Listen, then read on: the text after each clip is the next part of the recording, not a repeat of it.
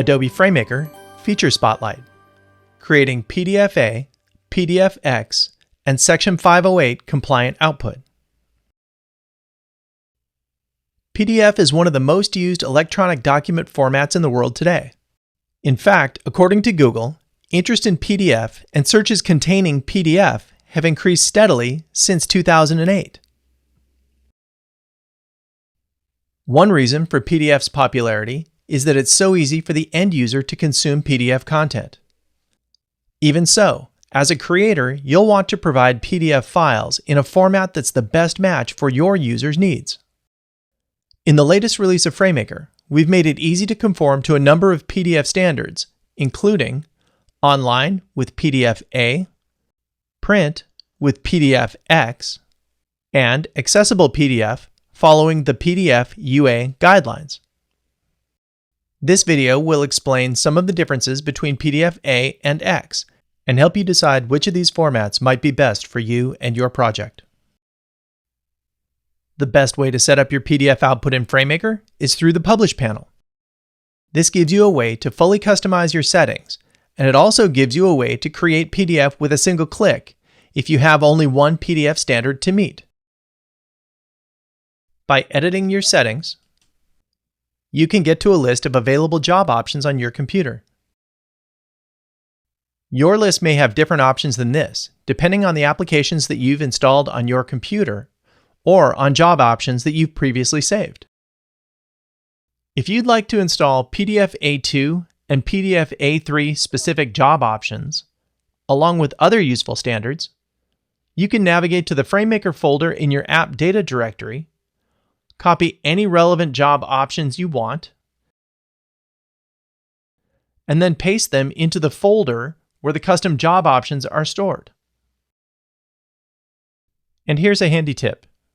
To get to the roaming directory on your own machine, type in %appdata% as shown, and you'll be taken directly into your roaming directory, where you can go into the Adobe directory and FrameMaker, as well as going into the Adobe PDF settings directory that we saw earlier.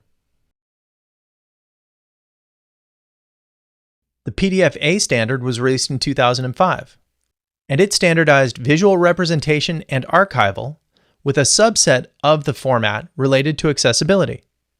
There have been a number of updates to PDF-A since then, but PDF-A3, released in 2012, is the current version.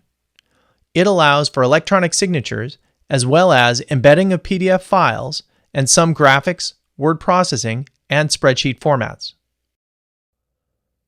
The PDF-X standard was released in 2001, primarily to standardize files for commercial printing, and it's been updated through the years as well. We've provided you with a PDF-X4 option, which supports transparency, along with spot colors, CMYK, and RGB color models. Regardless of whether you expect PDF to be viewed electronically or printed to a device, choosing Create Tagged PDF will provide PDF UA compatibility. PDF UA isn't a file format specification, but it is a set of guidelines that improve compliance with assistive devices, often referred to as Section 508. Now we'll process this PDF so we can take a look at its accessibility tags.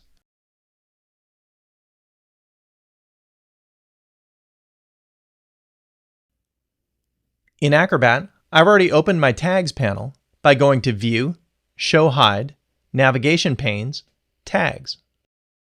I've also highlighted my first H1, General Description, and you can see within the tag structure, I have my table of contents that's been automatically generated based on the content. Here it's identified history of flight, as well as overview, as well as vehicle structure. You'll be glad we've given you these pre-configured options to conform to the various standards as well as produce accessible output.